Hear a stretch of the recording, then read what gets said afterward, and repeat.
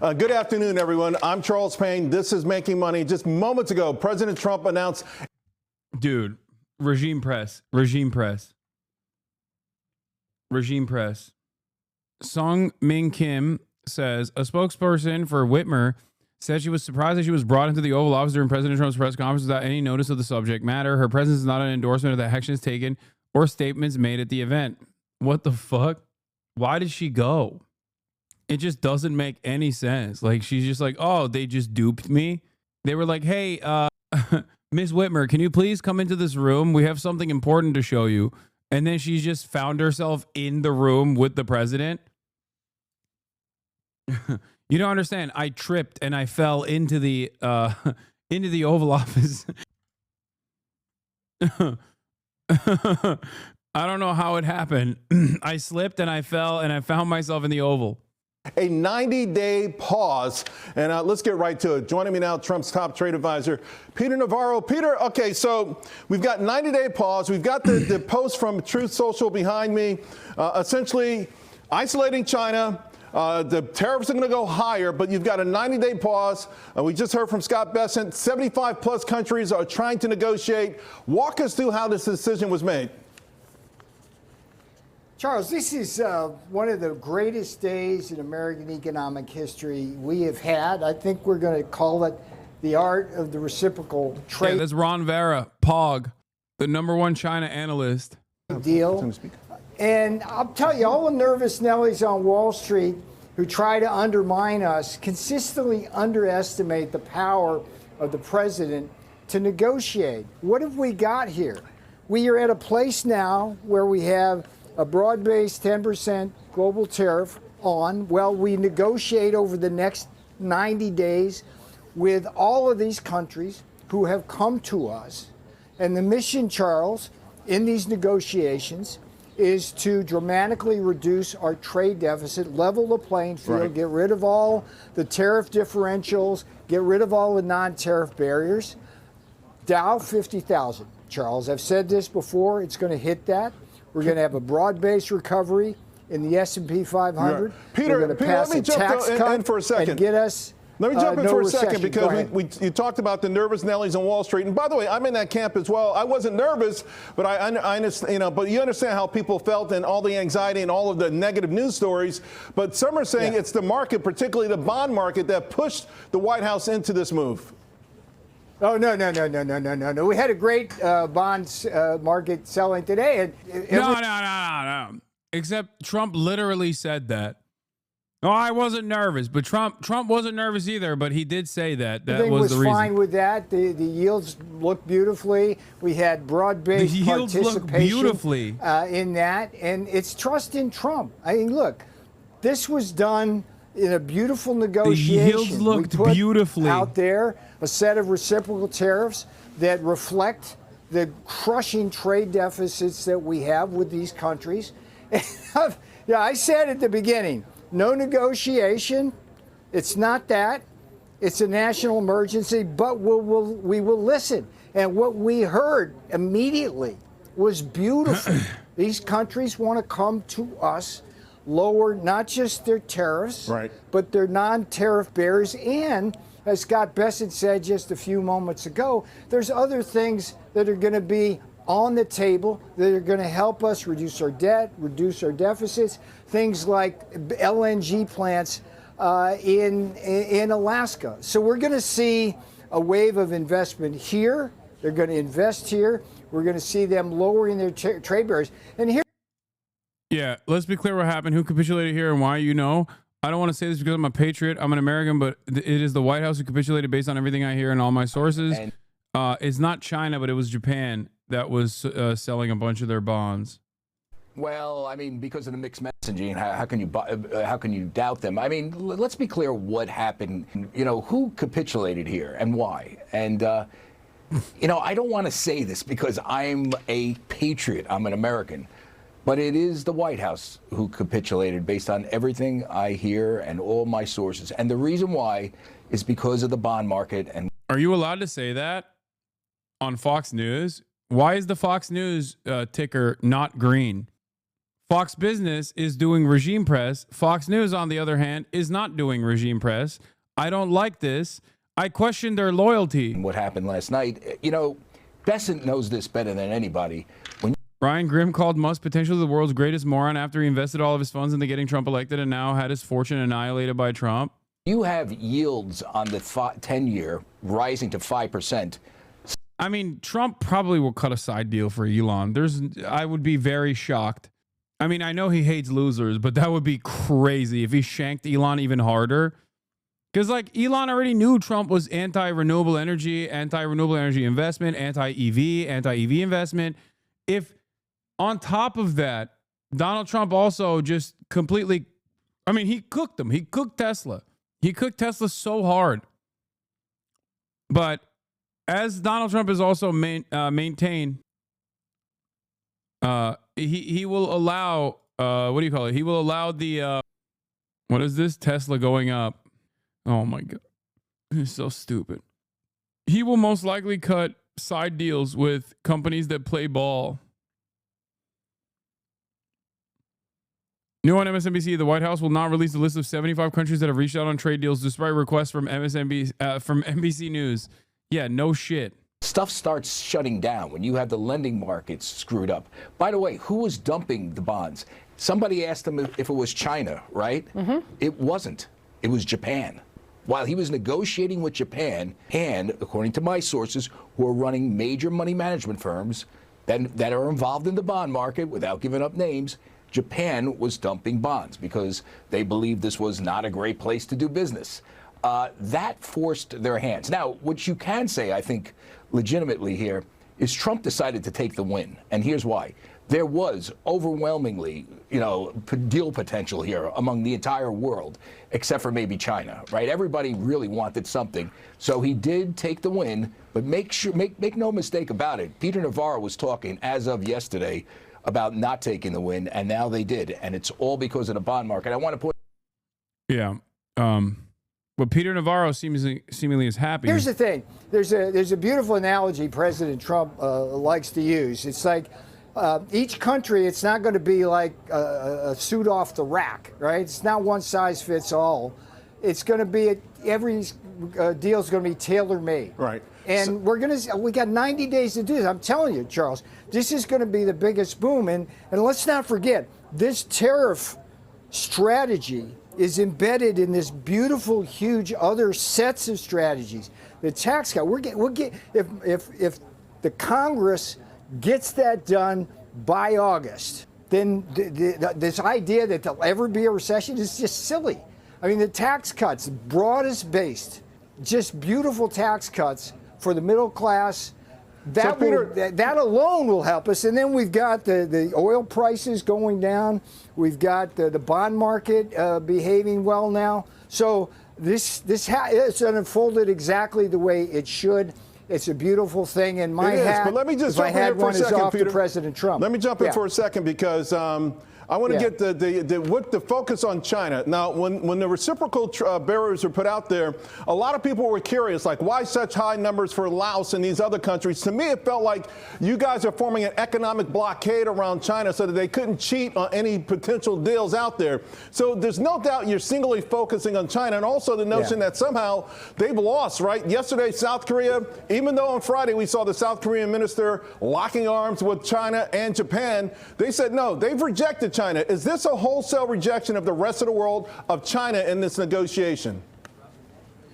Charles, what we saw from the rest of the world ex-China was a willingness, in fact, an eagerness to talk to us in a recognition that they'd been cheating us for years. And they're the ones who cooperate. China has chosen their path.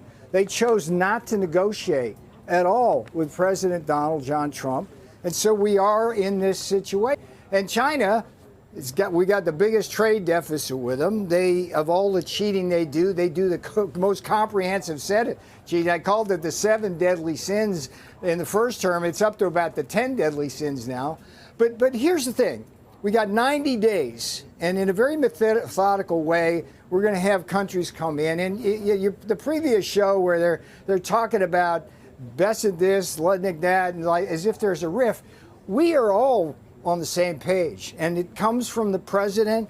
You've got Scotty, you've got Howard, you got Jameson Greer, you got Kevin Hassett, you got the vice president, J.D. Vance, making a beautiful contribution on this.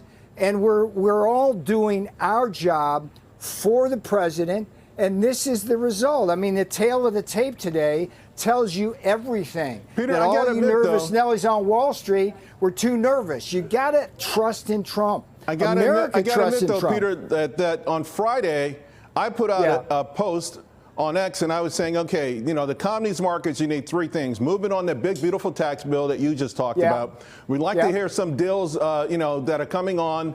And then I said, you know, more Bessent, right? Because it felt like he was more of the architect. And then, of course, the Donnybrook that you've had with Elon Musk. Is today in some way a repudiation of you? Are you taking a back seat and Bessent now in the driver's seat?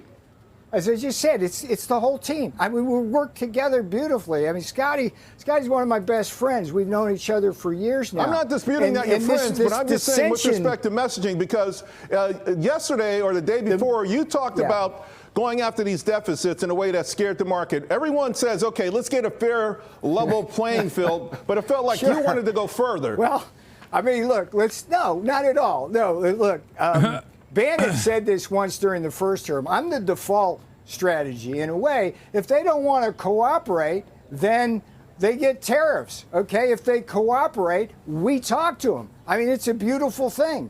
And I'm telling you, look, Charles, if you went behind the scenes and actually sat in on some of these meetings, we got really smart people.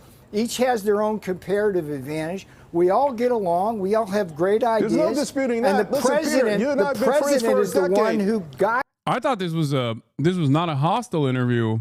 I didn't realize it turned sour for Navarro. And you and I have been friends for a decade, and we've had some Donnybrooks on the air over that time. But the fact of the matter is that it felt like, in many ways, you and also Letnick were mucking up the public relations aspect of this. Come on, Charles. All right. Don't read everything you read.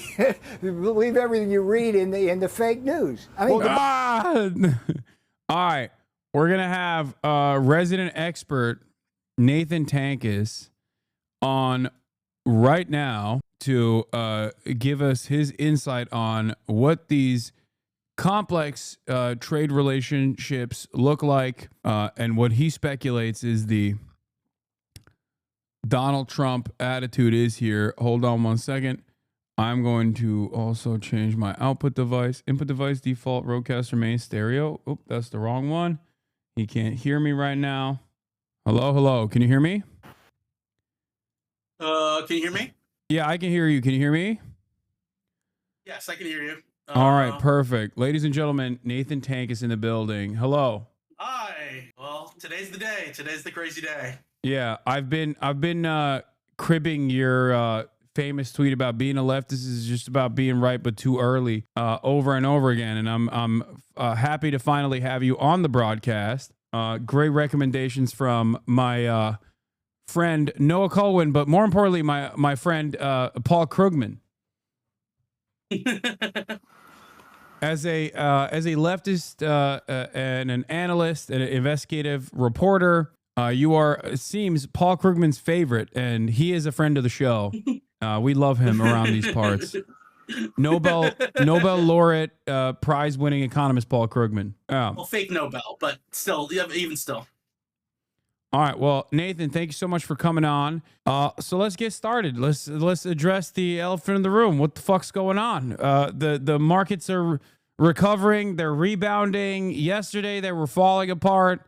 Lots of green today. Lots of red yesterday. Is this fake? Is money fake?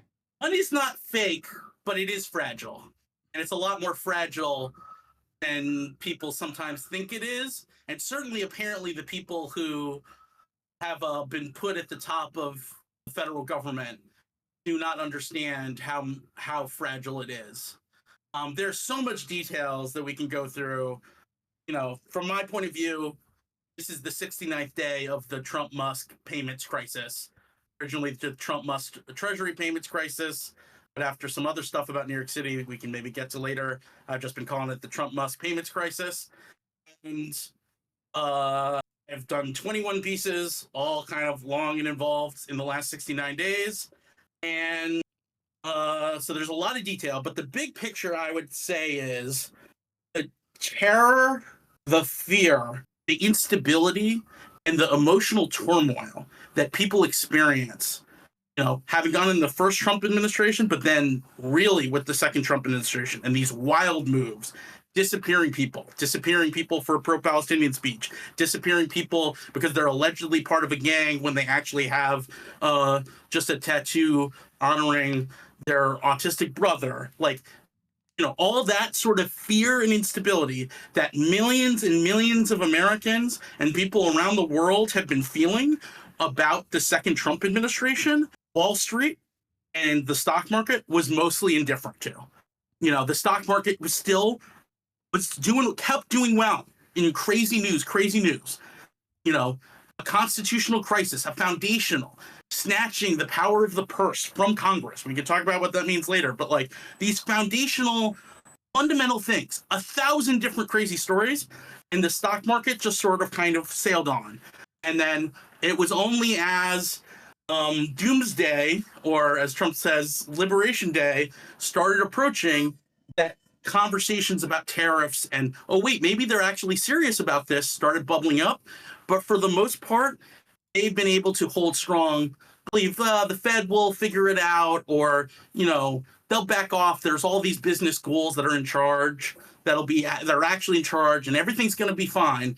They have been able to just sort of have a calm, lackadaisical outlook. These are the people who were so confident that Trump getting elected would be good for the stock market, that not only did they think it would be good for the stock market, they thought it would be so much better for the stock market that in advance of Trump getting elected for the second time, the stock market started just trading on the perceived odds of Trump winning. So the odds of Trump winning going up, and we know that because the stock market is up. So it's not just that they thought the stock market would do well, they thought it would do so much better than it would do under Biden because I don't know, business guys are a dominant right-wing mood and opinion throughout the financial elites of our society, the increasingly influential financial technology or fintech elites of our society, and they were riding high, and Trump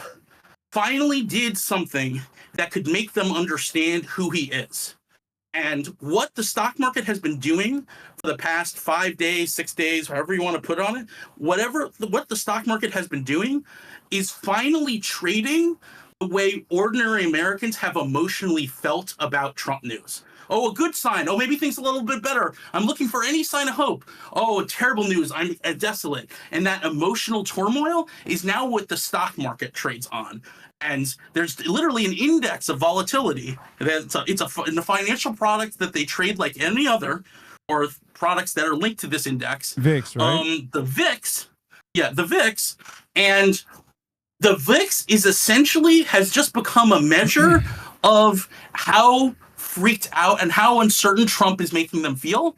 And the VIX blew out for the last 5 days. It's doing a little better now because of the latest news. We'll get to that. But the big picture is Wall Street is finally having the experience of Trump that everyone else is having. That's what's happened now. Wall Street is finally experiencing Trump the way we all, and they don't like it one bit. Because it involves 16 hours for them, it involves 16 hours a day, and the disappearing and reappearing of trillions of dollars of wealth in a matter of minutes, including over fake tweets that get picked up in the media and run for 15 minutes like it did Monday. And it's literally created, and that's just the US stock market. I mean, 20, 30, 40 more trillions of dollars of volatility, of value, monetary value appearing and then disappearing, move on any sign of what is going on between Trump's 2 ears. And they don't like it. And so this is Trump. Trump couldn't help but touch the stove. He just couldn't do it. He was doing so well at destroying so many things without getting a sufficient reaction, cowering elite law firms, all of this.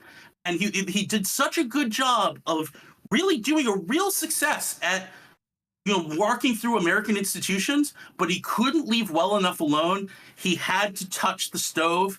He had to believe in his big, beautiful tariffs. And now Wall Street is finally living in the world that we all live in. Yeah. Aside from the instability, I mean, the reason why I say money is so fake is partially because of the initial rebound that we saw with the fake tweet that then turned out to be Trump policy later down the line, regardless. And the rebound that we're seeing is a consequence of that as well. Whereas the instability still remains, as you mentioned. And not only does the instability still remain, but also a lot of these tariffs still remain. 10% universal tariffs slapped onto every single good is a broad sales tax that will drive up prices across the board. It's a regressive tax. It is going to make it more costly for the working class regardless. And on top of that, Donald Trump seemingly has implemented a de facto trade embargo on our largest trading partner.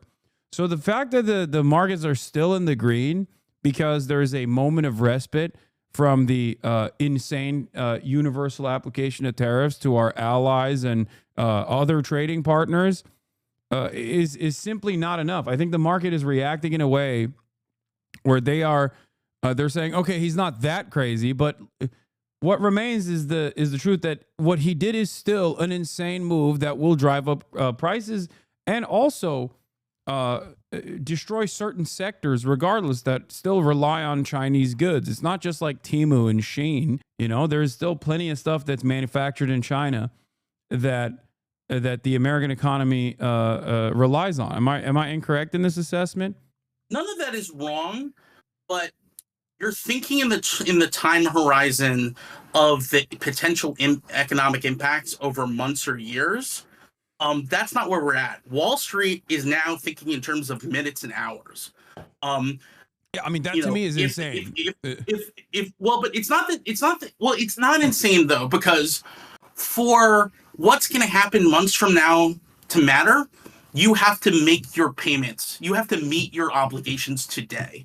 And the volatility, VIX, blowing out so much is immediately an existential thing for certainly every non-bank financial firm on Wall Street. And like, if VIX had if volatility had gone up 10 or 20% more than it did, and there was no relief at all at any point of this day, many firms would have failed. Yeah, that's what we're talking about. Like, we're talking, and this is why I talked about today was the Lehman, in my piece to this morning, that today is the Lehman Brothers moment, comparing it to September 15th, 2008. Oh yeah. There were positive moments that came on subsequent to that, but it was still months of calamity, and everyone on Wall Street knew definitively, okay, this is not something that's going away. It's here to stay. And that's what today was. And so, there are complex, it's not just like one person or a few people trading. They are institutions. And they're the big picture is a lot of our institutions, for various sort of complicated, you can read my piece from today on it, financial regulatory issues coming into this crisis post-2008. Ways that the financial regulators tried to fix things that were inept, that didn't work post-2008, left a set of vulnerabilities that were papered over by hedge funds. So we need someone to buy a ton of treasury securities. Well, the hedge funds are going to do that. They're going to leverage up, which basically just means they're going to have a whole bunch of liabilities against their net worth, their assets minus their liabilities. And they're going to have when you lever up, you can have a big balance sheet with not that much net worth. And so you can hold hundreds of billions or maybe even $1 trillion treasuries, whatever it is. And across however many hedge funds, you can absorb what's out there. And so liquidity, a certain level of stability in our system, because we didn't build anything better, or more specifically, because regulators, central bankers, whatever, didn't build anything better. They thought it was too politically difficult to get through building what needed to be done. They just sort of tried to paper over with what is. Hedge funds became increasingly, and high frequency traders and all this became increasingly essential to our financial system, specifically in the last 15 years. And what that means is that when volatility goes up a whole bunch, they've got these risk models that tell them, oh, look, volatility is a bunch. You're only supposed to be taking this much risk with this much net worth, with this much assets minus life. So you gotta get rid of a bunch of risk. You have to pay down your debts. And so they go selling assets to pay down their debts, causes a whole bunch of problems. They also are trying to sell the assets that won't go down, that they think will go down the least, sort of treasuries. So that's why, even though this is normally in a crisis, there's a flight to safety, a flight to treasuries. Why it's not happening now is because our financial system is increasingly relied on hedge funds. They were treating treasuries as cash. Now they're not. Now that was looking kind of wobbly, and so the Federal Reserve is going to have to step in and buy a whole bunch of treasuries. But it doesn't really solve the problem, because the fundamental problem is not the treasury market. The fundamental problem is Donald Trump is Donald Trump. And so Donald Trump, the market is just trading on quote unquote what you might call hyper fundamentals. But the only sort of determining whether there's economic value going to be out there or not, Donald Trump, and it's what he's saying minute to minute. And that's inherently unstable. And Wall Street can't operate on this level of instability. Wall Street, if there's too little instability, if there's too little volatility, there's no profit to be made because you can't trade. There's no volatility to trade on. Trading profits are up for the big banks, but they're losing on everything else besides trading. But on the other side, if there's too much volatility, the system can't function. It buckles. And so that's when everything's supposed to fit in. And normally what would happen, like what happened in 2020, like what happened in 2008, central banks would step in 2020, some with fiscal policy would step in to stabilize things while trying to still deal with the structural problems. The Federal Reserve didn't make supply chain issues go away. What it did was stabilize the financial system so you could start thinking about these longer term economic problems. Mm-hmm. And the thing is, how do you have central banks stabilize the financial system when the thing destabilizing it is not a pandemic? It's not just inherently some financial issues on Wall Street, but it is the president of the United States doing insane illegal things every day and basically threatening to blow up the world. Like, he put in 100% tariffs on China today. Like, that's what came in at midnight. And what do you do with that? Like, there's just nothing you can do. And they're trying appeasement. They're trying all these things. But ultimately, now Wall Street is in the situation where Trump having the reins, Trump being in control, is inconsistent with them having a viable business model. And so the question is the business model of Wall Street going to go, or is Trump going to go? Or is Trump going to be mollified or neutered in some way that can get the instability down sufficiently that things will be okay? VIX is down now, but it's still very elevated. This is not going away under, Trump just saying, there's a 90-day relief or whatever. Yeah, well, that's what I was going to say. It seems like he's still doing the old Trump initiative of, like, he gets a boss call from Jamie Dimon, or he sees some numbers not moving in the direction that he thought it would, and he gets a little scared and at least backs away for a little bit to offer temporary relief. So if that's any indication of how he's going to operate, then there's definitely more. I mean, he'll still make inferences to instability, but he'll ultimately still back down when pushed by Wall Street. But I want to talk about the larger scale project here. I don't think that's true. I don't think that's true. He's not gonna, he's backing down now, but under the scale of Wall Street and how Wall Street thinks, Trump should have backed down over the weekend. And so Trump backing down only this afternoon is insane to them. And so, a lot of people, including people who backed him for president quite prominently, are now thinking in the back of they are basically lost all confidence in him. I think they had confidence in him, so mind-boggling you can't really wrap your head around it, but they've actually lost confidence in him this week. And it's precisely because he doesn't respect the rules of the game. The rule of the game of you're supposed to, as Joe Weisenthal from Bloomberg, wrote very presciently about in November of last year, after Trump won, he doesn't respect the stock market vigilantes. That was the phrase from Joe. And the stock market vigilantes are supposed to be what disciplines him, and Trump doesn't respect that. And it seems like the amount of pressure, the amount of behind the scenes cajoling and arguing, and just pressure just from the behavior of the stock market to get Trump to back down to the extent that he's backed down. And as you're pointing out, he has not fully backed down. Like the stock market is up today just because it's better than the situation before he backed down. And then there's some glimmer of hope that maybe he'll back down further. And that's getting priced in a little bit. But things are so erratic that like it's hard to think that really there's any sort of like, information being like, or conventional wisdom being priced in much at all. It's just frantic trading up, down, trading up, down. We could go in tomorrow and the stock market could crash like 6% on some new news overnight from Trump or some new thinking or whatever. The crisis from Wall Street's point of view is precisely that Trump has shown that he will not kowtow to the stock market vigilantes.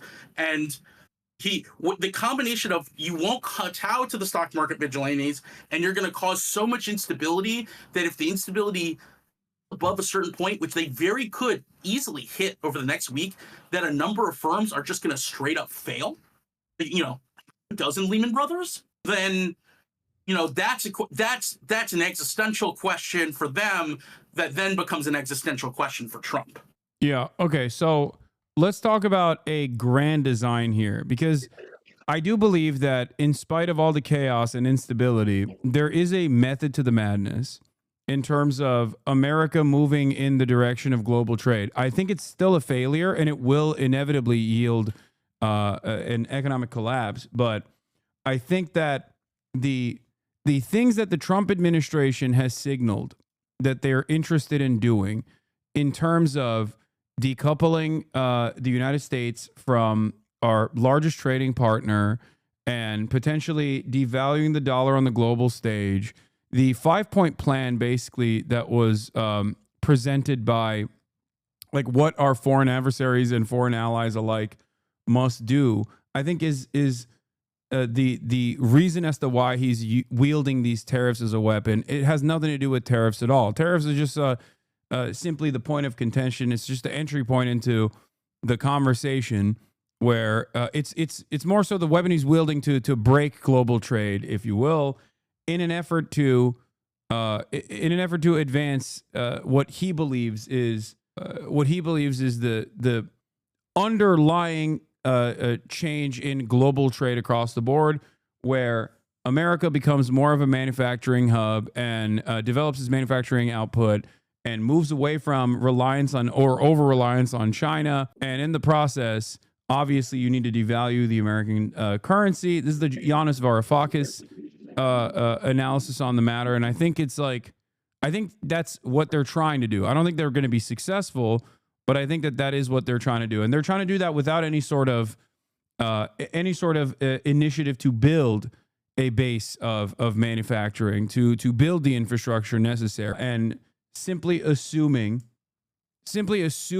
that this can happen overnight, or this can happen without any sort of serious investment from the public sector, and by bullying foreign capital and supranational capital class to come back to the United States and just like dump boatloads of money instead of just waiting out the storm and the volatility. What do you have to say to that? While I do think it's true that a ton of the most powerful, richest people in the Trump orbit, including Trump himself, are rabidly anti-China, I don't think there's any method in the madness. I think it's just madness. I think if I had one message to like other leftists, is you need to lose the remaining confidence you have in the American ruling class. And I know many people are going to hear that and go, what do you mean? I don't have any confidence in the American ruling class. If you believe there's a method in the madness, then you still have touchingly naive confidence in the American ruling class. There's just madness. November 2024, if I would ask you, son, November 2024, what you thought that the top concern, the top global problem that American financial elites predominantly believed existed in the world, and including, Silicon Valley tech, what the dominant problem in November 2024 was, what would you say? In November 2024, what the number one concern was? Number one problem, like the number one big picture problem in the world. From America's perspective? From just generally, their jaundiced elite view of what the biggest world problem there is. I don't know, immigration, I guess, but I don't agree with that in general, or inflation. The number one issue is, from their point of view, is falling birth rates. Fertility, falling global birth rates is the number one world problem that they thought we had. And I can tell you, I know this very specifically. Like, I went to a conference the first week, like Chatham House, You Can't Attribute Remarks to Specific People conference, with a lot of very elite people in this society. And overwhelmingly, number one was falling birth rates and, not having enough children, i.e. white children, for replacement of population in the industrialized world, or quote unquote, read Europe and United States, maybe throw Japan in there if they're generous, and AI destroying the world, essentially. They do believe that stuff. Like, you might think, oh, that's just some crazy stuff they sell on TV or on Twitter. They believe that stuff. That's what they thought the two biggest problems in the world were, predominantly. Now, obviously not every single one, but like the conventional wisdom among them, those were the top two problems in the world. Mm-hmm. Okay. And it's madness. It's fascism. It's like, so my point is, the reason I bring that up is, like, if that's not, if in your model of what the American elite thinking, those aren't the top two. And of course, China is part of that. And there's a whole narrative they can connect between the fertility in China. And there's all sorts of interconnections between, but the American ruling class has been getting more and more fascist, especially as, tech has become more and more prominently involved. Tech got really fascist in the pandemic and reacted really negatively to being challenged in the workplace, and also Lena Khan and challenging mergers. Like, I'm dead serious. And also Gary Gensler regulating crypto too much. I'm not kidding. They became convinced of, like, Heritage Foundation and Cato Institute narratives about the evil administrative state from those things happening. And then those narratives made sense to them in a way that didn't, plus making themselves fascist on things like Twitter. And then they became convinced, oh yeah, the thing we need to do is to cut to the bone. We need the evil thing is the administrative state, and we need to get rid of it. And that's Doge, that's payments impoundment, that's firing everyone. That's the through line of everything. Pandemic because you're getting challenged by those annoying DEI employees who have too much power because they actually have skills. And at the same time, the evil Biden administration is too leftist and anti-corporate. Really, this is what they think, and goes after your mergers and everything. There must be this evil administrative state that we need to dismantle and get out of our way, and we'll unleash growth in America. Like, this really is how these people think. They are that out to lunch. There is no method. I understand that. They're stupid, and they believe their own lies in general. That much I know. I mean, I've been around rich people. I know how stupid they can get. And also Elon Musk himself, I think, is a pretty great, pretty public version of that, where you have the wealthiest person on the planet describing exactly the things that you're talking about and demonstrating his stupidity on a daily basis. My perspective on this is that, like, governments in general might be motivated by the elite and the interests of the elite. Of course they are, but ultimately governments in general still have long-term plans. Even the American government, which is seemingly more and more focused on the short-term profit motive and defending it to the best of its ability, still has long-term trade plans in general. And I think that this is a long-standing policy of not necessarily, I don't even think trade protectionism is the appropriate way to describe this, because there is no manufacturing base that you are defending in this process, and there is also no interest in boosting manufacturing for the sake of labor in general, but instead it's simply to preserve manufacturing with the fear that I think, China might any day in the aftermath of COVID, when we saw what happened with our supply chains. I think that there is a real fear in the Western world that China does not play by the rules in terms of global trade. This is something that they repeat and reiterate over and over again. And what they actually mean is that China has a command economy and are subsidizing their output far too much and making it impossible to compete against, and destroying domestic manufacturing in specific European countries and also in America as well. And those are the things that they do complain about. Like Ursula von der Leyen a year ago came out and complained about Chinese electric vehicles entering the European market, making it impossible for EU car manufacturers to compete with said Chinese vehicles because they were, in their words, cheating. They were not playing by the rules designed by the World Trade Organization. They were not playing by the rules. They were not abiding by the rules because they were subsidizing too much, right? I think that this is a real fear that the Western world has, but specifically the United States of America has, because since Deng Xiaoping, it seems as though China has played by the global capitalist order and has beaten Western powers in their own game by offering the treats and the consumable goods at a low price point, and in the process been able to develop itself into a competitive superpower, if not one that is more powerful than America. So the goal here, I do think, since the Obama era especially, is moving in the direction of trying to undermine, or at the very least, like, reduce our over-reliance on Chinese manufacturing. And I think COVID accelerated those fears quite a bit when they noticed that if supply chains are broken, then America could be completely deadlocked.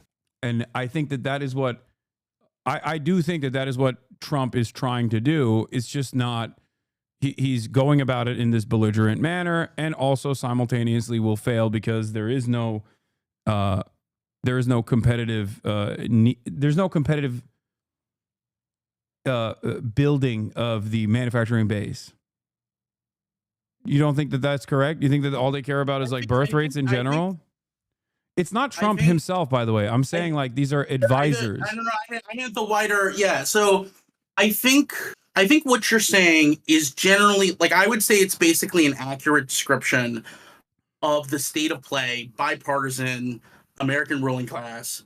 Yeah. Let's call it roughly 2013 to 2019. And that one of the things that Trump, and then also the Biden administration itself, and that one of the things that Trump getting elected did was a lot of people in the American elite became convinced that it wasn't enough to do kind of military saber rattling with China, that they actually had to do the economic part. And so the Biden administration definitely reflects that dominant instinct, and that a lot of the things that were sold as progressive economic policies were really, like, from their perspective or from the perspective of a lot of elites who were willing to back it, was from an anti-China perspective. Okay, we'll do protections, we'll do chips, we'll do the Inflation Reduction Act, green energy stuff. I think that, it's true about 2013 to 2019, and it's true about the Biden administration, prominently. But I do not think it's true about the post-January 6th Republican Party. I think, and especially the second Trump administration, the last 2.5 months. Essentially what has happened is that the kind of existing long-term strategizing elites have been increasingly pushed out, and tons of those people have just been straight up fired the last 70 days. And the ones that haven't are kind of in the sidelines, ducking and covering. And that fundamentally that elite didn't prepare for this moment. That elite didn't think about what if Trump tries to implement his agenda, or Musk tries to implement his agenda by getting direct control of the Treasury's internal payment system and being able to directly pick and choose who gets what payments. The CIA's black budget runs through the Bureau of the Fiscal Service at Treasury, And there's no sign at all of any sort of deep state intelligence service, whatever, making a peep about letting a 25-year-old former SpaceX employee, Marco Alez, bounce around the Bureau of Fiscal Service with full access to their systems, knowing that the data could be downloaded and you could analyze it and figure out the location and identities of every spy America's paying around the world. They haven't made a peep about that. They haven't stepped up about that issue at all. Of course, there's maybe someone murmured by the scenes, but like tons of the CIA is getting pink slipped. Like the FBI is getting, they had no plan for Trump not respecting the rule of law at all.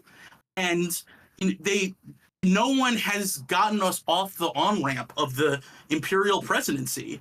So the people who, and then at the same time, people who are Trump's inner circle are predominantly people who are new to the elite. They're people who became billionaires or got rich or multi-millionaires, whatever, in the last, in the very recent history of American elites. And they've, as we were talking about, brainwashed themselves in Silicon Valley, especially the last few years, with X and all being on X and feeding themselves fascist bile. So are you saying that like I think all of that's dead? So the method to the madness is just like Curtis Yarvin style, nouveau riche, complete takeover of every federal apparatus and rebuilding it in its own vision and utilizing Donald Trump as like the charismatic force that will allow this to happen. Is that what you're saying? Yes, and what these people discovered, to their great surprise, is they didn't actually control Donald Trump. They thought Donald Trump was bought and paid for somehow. They convinced themselves of this. And Donald Trump is Donald Trump. He is the guy who will say whatever, do whatever.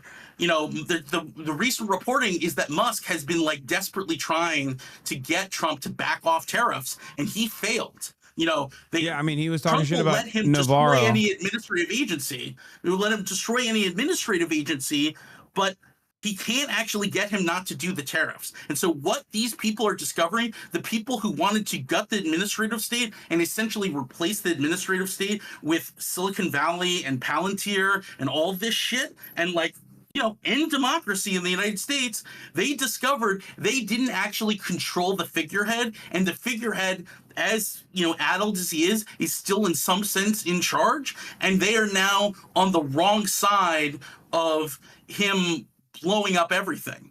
And so that is what's happening in this moment. And that's why, frankly, I am the most relaxed and the happiest I've been and the most optimistic I've been in 69 days, because I saw them taking over and a full fascist takeover without sufficient response, like being very, very much on the table. And now Trump, just because he couldn't help but touch the stove, is threatening that alliance that was doing it. And now everyone, including everyone on Wall Street, understands how dangerous this is to them. And now we're in a very different world where now Trump is an immediate and direct problem for many of the highest level elites in our society and all of Wall Street, or a vast majority of Wall Street. And so, as disastrous and crazy and what it's like looking at the stock market move, I'm so my long-term optimism about the fight against fascism is the highest it's been in the past 70 days or whatever. Okay, so why do you think Trump is so gung-ho on the tariffs then? Like, what's your assessment of that? I think, I'm not going to claim any expertise on what's going on between Trump's ears, but my sense in watching him and reading the full transcript of the National or the Liberation Day speech is that he's increasingly losing it, and he doesn't really understand what the people who are telling him that he needs to back off are saying. And this is a guy who ran for president because he was made fun of by Obama at a correspondence dinner. Like, he is an egotistical, venal person, and he finally feels like he can get to do what he wants to do. And he was frustrated about not being allowed to do it, quote unquote, allowed to do it the first term, and now he's like, no, I'm going to do it this time. And I think he, I mean, the thing is, like, January 6th, like, leftists, we don't focus on them that much, but, like, in a very real sense, he did, even if it's quixotic or embarrassing or terrible, did attempt a coup, and he got away with it, and he got elected president again. Like, if you're Trump and the kind of ego that Trump is, of course he believes he's invincible. And yeah, I mean, he's Teflon Don. He is Teflon Don. He has proven that he's Teflon Don. Shot at him last year, and he, made through it. No, but that's not even like, I don't even think it's wrong for him to think that, because all of the institutions have buckled in his presence. So it's not like, of course he's going to feel that way. I do see that. I'm just saying that, like, I think that there are advisors that he has around him.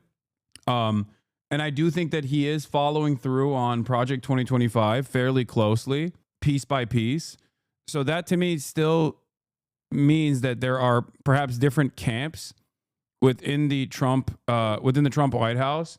Like, on the one hand, you have the libertarian, alleged pedophile, psychopathic elite, the Curtis Yarvin branch. But then you also still have, like, the institutional conservatives, or at least, like, those who are close to institutional conservatives, like the Heritage Foundation people that he still listens to. And I do think that Trump's tariff goals still very much align with America's foreign trade agenda overall, even though it'll still obviously be a spectacular failure, both due to the way that Trump is unveiling this and also due to the other institutional hurdles that already existed and will never be fixed. Like, the closest we've ever arrived, in my opinion, to implementing something that decouples American trade from China was the CHIPS Act, and that was still stunted within the vision of the Democratic Party that is still a pro-capitalist one, still a neoliberal one, a private-public partnership overall. And Donald Trump himself has also said that the CHIPS Act sucked earlier today. He literally said that the closest that the American government in recent history has arrived at, like, implementing the vision that Donald Trump seemingly is on board with was actually shitty, was actually bad, was awful. So to me, it feels like there is. I think that all that's right. I think all of that's right. I think the big picture of, like, the different camps is right, and I think it fits with what I've seen on the Trump-Musk payments crisis and using the payments, weaponizing the payment system to take over the government and weaponizing it against any political enemy. I think, and the long, broad stroke vision, I think there is like something that's consistent with a longer term vision about the China stuff, but, like, none of the specifics of the tariff stuff now are any related to it. Like, the tariff numbers were literally generated on ChatGPT. And that was, according to the Washington Post reporting, that was Trump picked that over the quote unquote more sophisticated versions 3 hours before going to the Rose Garden. It wasn't about tariffs at all. There was no the tariffs very clearly, if you follow what they've been saying, is not real. Even the foreign trade barriers that his advisors set up, that, like, I think it was like 400-page document that he held up. Yeah. Those foreign trade barriers that mean anything from like foreign nations and their own domestic regulatory bodies saying that they don't want salmonella chicken, for example, all the way to, I guess, like what they consider to be currency manipulation. Those weren't even. That was just simply a marketing tool. And the reality of the matter was that this calculation, as they revealed later, was simply around trade deficits. I think that vision is also flawed and stupid. I don't agree with their assessment, especially considering that they're the ones who designed global trade to be this way. And America's power is enforced through the dollar being the reserve currency.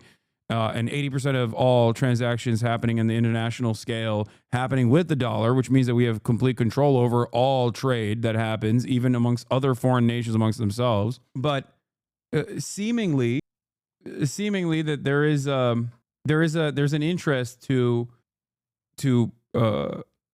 like it does feel like there's an interest even by the Trump administration to move, albeit in a belligerent manner, to have some kind of manufacturing capabilities in the States. I don't think they'll be able to pull it I off. mean, I think that's the ideological vision. I think that's like been that's been Trump's motivation till when he first conceived of this stuff in the 1980s. But I think as this process has gone on, the train has gone away, and I think for Trump it's about just a pure id, exercise vengeance and power. And any specifics were like vague idea, let's do tariffs to develop domestic manufacturing, sure, but basically the specifics have been completely overridden from that, and the specifics are just purely all this sort of venal power thing. And there are people, including people very close to Trump, who are trying to get him to do things differently, and he's not listening to them. Maybe there's like a couple advisors who are telling him exactly what he wants to hear, but they haven't thought through any of this. They don't understand how, like, for example, I watched because I try to watch Fox News because that's what you need to watch if you want to. Oh, I watch a lot. I almost exclusively watch Fox News. Yeah. So I watched Laura Ingraham last night at 7 p.m. and her whole segment was about saving capitalism and all this stuff. And they're like talking about trade deficits like they just discovered them. And they're like, oh, trade deficits, they'll accumulate dollars and they'll be able to buy up America, and pointing out stuff. And it's like, this was a solved problem from American elites 50 years ago. Where literally there's a foreign investment committee. The 50th anniversary is next month. That literally went like, oh, Saudi Arabia, you want to totally buy out American companies? Nope, you can't do that. You can buy little slices of them, but you can't have any control or any power over American corporations just because you have dollars. Proper ownership, you can buy out a company and control it. That's for us to decide whether you can do it. Like, these kinds of things have been solved problems, and there are other elements of that have made them solve problems. Not least of which is you get too out of line, we'll freeze your treasury securities like we did after the invasion of Ukraine with Russia. There's all sorts of aspects. I'm going to be writing about them in the next month, where it incredibly favors dollar hegemony, and they don't the sense I have is they don't know very much at all about how because this shit is nerd shit. It's nerd shit. Oh, I'm going to learn how something called CFIUS works and its whole history. I don't want to do that. I'm going to learn about the Federal Reserve and the Treasury and all their bureaus. It's nerd shit. And there's a lot fewer of those nerds bouncing around Trump world than some people might imagine. I do. And so they literally don't understand how advantaged the U.S. is, and how many different apparatuses, including national security apparatuses, that we have, or that the United States has, to use the dollar in its favor. And so they literally do think we're so disadvantaged. And in the process, they're blowing up all of the United States' advantages. Yeah. So let's talk about the future play here. What do you predict is going to happen in the short term, in the next couple of months? Specifically in the next 90 days, and then the long-term play here. What do you suspect will happen? It's these kind of things. We're in a moment like the fall of 2008, and those, that run from September 15th through to say late November, December 2008. It's a very tumultuous, unstable, very hard to predict. What I would say is I suspect that we probably are going to have a lull, at least at a certain phase, a continued lull. We'll have pockets of more instability and more sort of freak out, but we'll have a kind of lull for 10, 11 days. That'll make a lot of people believe that this is going away, and then things will blow up again. But that's just a total speculation guesstimate. That's not something you can kind of rely on. But these kinds of crises are day-to-day things. Once you're in one of these crises, it's very hard to even look out at a horizon of 90 days. So it's going to be a day by day. I've written a piece each day. I've stayed up to 8 in the morning writing a piece every single day this week. I'm probably going to take tomorrow to crash a little bit, and then write a piece on Friday. We'll see. But like this is like we are in it now. Like this is not gonna there'll be lulls, and certain people will start pontificating about how everyone just had their hair on fire too much. But yeah, that's the core of it. And So it's century of Chinese we're just dominance, century of Chinese dominance and Chinese prosperity. January 15th, someone paid me to give a talk. And then at the end, someone walked up to me and asked me, like, where I see things in 2050. And my answer, so sort of flippantly, was 40%, complete global economic collapse, 20% Americans hegemony manages to limp on, 25% China, and then, miscellaneous for all sorts of other weird combinations for the last 15%. And obviously that was very, very flippant. I guess the numbers now, I would put it much more likely Chinese dominance, much less likely US dominance, and more likelihood of just, total global collapse and regionalization of the world. That's just where Perch looks at this incredibly concerning moment, and that might all seem, this is all without even thinking about what climate change will be at in 25 years. So climate change is also not priced in. Like they're not even pricing in what Trump and Musk are doing in the payment system. They're not pricing in climate change because the stock market wouldn't function. No financial institution in the world would function if they properly priced in climate change. It's just literally impossible. And so, there's a lot of just sort of no thing will be dominant because there won't be a world system. Is a thing on the chopping block. But outside of that, yeah. I think it's a longer conversation about China and why all the things that China, all the reasons that China doesn't want to play that role, and why China has desperately wanted to kind of ride in the sidecar next to dollar hegemony. But obviously Trump is making that seem just completely unworkable on a month-to-month basis, let alone 25 years. So what China does as it tries to figure things out, we'll see. China has a lot of its own problems that are barriers to being that kind of, China doesn't want to become the dominant global currency where it then has to let everyone into their financial market and provide the safe assets to the world, which, providing the safe assets to the world and tight capital controls, they don't go together too well. So it's a much longer, very different conversation. China Unless the entire global system changes. And those are governance questions. And the thing is, like, the U.S. has basically been running away from the concept of governance at all, and that's why all the wheels are falling off. Yeah. No, okay. Yeah. No, we're definitely in agreement on that.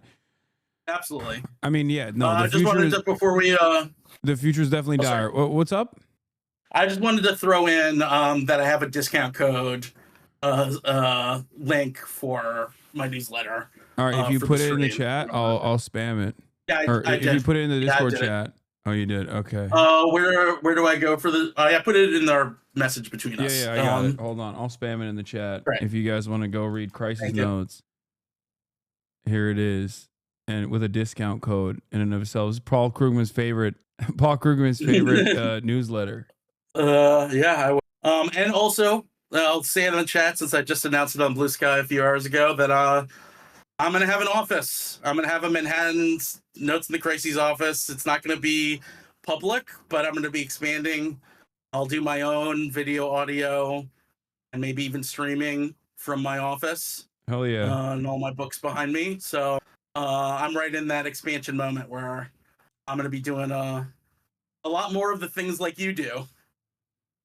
That's great. I'll need a lot of advice on that too. Yeah, I'm always here to help out. All right, thanks so much for coming on, Nathan, and I look forward to reading. I look forward to reading more from you.